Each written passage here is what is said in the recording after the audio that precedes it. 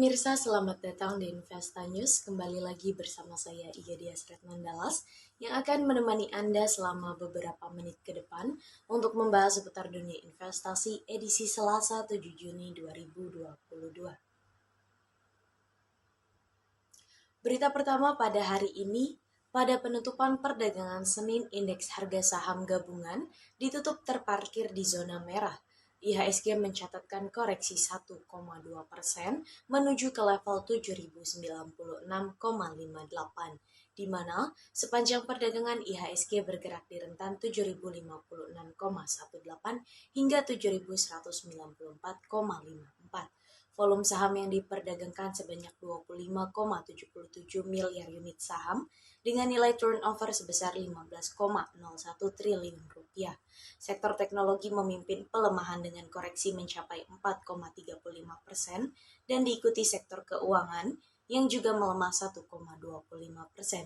Di seluruh pasar, investor asing mencatatkan aksi net foreign pay sebesar 396,39 miliar rupiah. Saham PT Bank Mandiri diborong asing dengan net buy 298,42 miliar rupiah dan menyusul saham PT Astra Internasional yang dibeli asing senilai 150,85 miliar rupiah serta saham PT Bank Sentral Asia dengan net foreign buy 62,70 miliar rupiah. Sementara saham yang paling banyak dilepas asing adalah saham PT Bank Rakyat Indonesia dengan net sell 230,97 miliar rupiah. Diikuti saham PT Adaro Energi Indonesia yang dilego asing senilai 46,36 miliar rupiah dan saham PT Indosmen Tunggal Prakarsa sebesar 36,99 miliar rupiah. Pelemahan IHSG sejalan dengan bursa saham Amerika Serikat Wall Street yang juga ditutup di zona merah. Pada perdagangan akhir pekan lalu, koreksi di Wall Street tersebut terjadi setelah rilis data ketenagakerjaan terbaru dari Departemen Ketenagakerjaan Amerika Serikat yang mengumumkan perekonomian Amerika Serikat menciptakan 390.000 lapangan kerja non-pertanian pada Mei 2022. Hal ini menjadi pencapaian terendah sejak April 2021. Kemudian, pelaku pasar juga masih mencermati terkait dengan The Fed yang agresif menaikkan suku bunga acuan, diyakini akan membuat Bank Indonesia juga melakukan langkah yang serupa. Terlebih, inflasi di Indonesia sudah terpantau meningkat. Berita selanjutnya datang dari proyeksi IHSG. Indeks harga saham gabungan yang merosot 1,20% ke level 7.096,58 pada perdagangan Senin. Meski demikian, investor asing masih mencetak pembelian bersih senilai 396,84 miliar rupiah.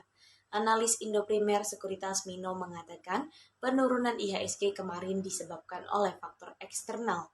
Investor kembali mengkhawatirkan munculnya potensi perlambatan ekonomi Amerika Serikat.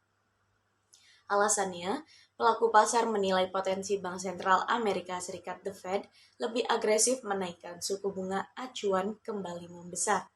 Maklum, data non-farm payrolls Amerika Serikat yang diumumkan pekan lalu ternyata lebih baik dari ekspektasi analis.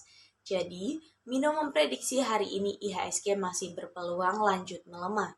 Analisanya, IHSG akan bergerak antara support di 7.040 dan resisten di 7.150. Terlebih lagi, posisi IHSG yang sudah jenuh beli juga berpeluang menjadi tambahan katalis negatif. Analis Pintrako Sekuritas Valdi Kurniawan juga melihat bahwa IHSG masih berpotensi mengalami koreksi lanjutan pada perdagangan Selasa ini. Menurut analisa dia, IHSG berpeluang terkoreksi menuju kisaran 6.950 hingga 7.000 jika IHSG bergerak quick low 7.050. Secara teknikal, pergerakan IHSG juga membentuk dead cross di area jenuh beli pada stokastik RSI dan MACD. Support IHSG diperkirakan berada di level 6.950 dengan resisten di level 7.150. Menurut Valdi, seiring meningkatnya kekhawatiran pelaku pasar terhadap potensi kenaikan suku bunga Amerika Serikat secara agresif, pelaku pasar juga khawatir terhadap potensi kenaikan suku bunga acuan Bank Indonesia bulan ini.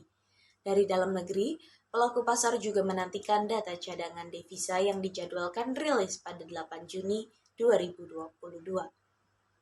Di tengah potensi koreksi lanjutan pada indeks saham hari ini, Valdi menyarankan investor untuk mencermati saham UNVR, SIDO, MAPA, ADMR, Antam, dan Inco. Ia juga menyarankan investor mempertimbangkan peluang buy on support pada saham ALI dan SSMS. Sementara Mino menyarankan buy saham MDKA dan SMGR. Ia juga memberikan rekomendasi buy on weakness atas saham Inco dan MNCN. Beralih pada sektor komoditas, ada harga emas dunia yang tercatat menguat pada perdagangan awal pekan, terdorong penurunan indeks dolar Amerika Serikat. Fokus investor saat ini ialah indeks harga konsumen Mei 2022 yang dirilis pekan ini untuk mengukur apakah inflasi Amerika Serikat telah mencapai puncaknya. Pada perdagangan Senin pukul 15.30 waktu Indonesia bagian Barat, kontrak emas paling aktif untuk pengiriman Agustus di divisi COMEX New York Exchange terkerek 1,1 US dollar menjadi 1.855,1 US dollar per troy ounce. Sedangkan di pasar spot, harga emas juga menguat 1,12 US dollar ke level 1.852,74 US dollar per troy ounce. Adapun indeks dolar Amerika Serikat turun menjadi 101,892. The Fed akan menggelar rapat Federal Open Market Committee pada pekan depan yang mengisyaratkan akan menaikkan suku bunga acuan sebesar 50 basis poin pada bulan ini. Dari dalam negeri, harga dasar emas 24 karat antam ukuran 1 gram dijual senilai Rp980.000, naik Rp1.000 dari posisi sebelumnya. Harga buyback emas antam berada di level Rp859.000 per gram, stagnan dibandingkan dengan perdagangan sebelumnya. Selanjutnya pada sektor komoditas yang kedua ada harga minyak mentah dunia yang memanas pada perdagangan Senin petang. Bahkan, Brent naik di atas 120 US dollar per barel setelah Arab Saudi menaikkan harga untuk penjualan minyak mentahnya pada bulan Juli. Hal ini menandakan bahwa pasokan yang ketat bahkan setelah produsen OPEC setuju untuk mempercepat peningkatan produksi selama 2 bulan ke depan. Pada perdagangan Senin petang, pukul 15.35 waktu Indonesia bagian Barat, harga minyak West Texas Intermediate untuk pengiriman Juli 2022 naik 0,06% menjadi 120,35 US dollar per barel di New York Mercantile Exchange. Harga minyak mentah Brent untuk pengiriman Agustus juga menguat 0,04% menjadi 121,30 US dollar per barel di London Ice Futures Exchange. Berdasarkan pengumuman dari perusahaan minyak negara Aramco, Arab Saudi menaikkan harga jual minyak mentah ringan premium andalannya yakni Arab Light untuk wilayah Asia. Harga naik menjadi 6,50 US dollar mulai Juli, lebih tinggi dari harga premium 4,40 US dollar pada bulan Juni. Arab Saudi mengambil keputusan tersebut secara mengejutkan, meskipun ada seruan pekan lalu oleh OPEC untuk meningkatkan produksi pada Juli dan Agustus. Rencana OPEC untuk menaikkan produksi dianggap tidak mungkin memenuhi permintaan karena beberapa negara anggota, termasuk Rusia, tidak dapat meningkatkan produksinya. Berita penutup kita pada pagi hari ini ialah kurs spot rupiah yang turun tipis 0,09% menjadi Rp14.446 per dolar Amerika Serikat. Sementara kurs referensi GISDOR Bank Indonesia melemah 0,21% ke Rp14.462 per dolar Amerika Serikat. Tapi analis DC Futures Lukman Leo memperkirakan rupiah bisa berbalik menguat. Rupiah akan didorong ekspektasi penguatan devisa seiring tingginya harga komoditas andalan Indonesia seperti batu bara, nikel, dan crude palm oil. Ekonom Bank Mandiri Reni Eka Putri melihat pelaku pasar memang masih wait and see terkait potensi kenaikan suku bunga The Fed bulan ini. Tapi investor domestik tampak optimistis. Seiring terkendalinya inflasi Indonesia, kondisi ini akan menjaga rupiah agar tidak turun dalam. Sementara, analis Monex Investindo Futures Andian Wijaya memperkirakan kurs rupiah melemah hari ini. Kekhawatiran atas kenaikan harga minyak dan gas bisa menekan minat beli rupiah.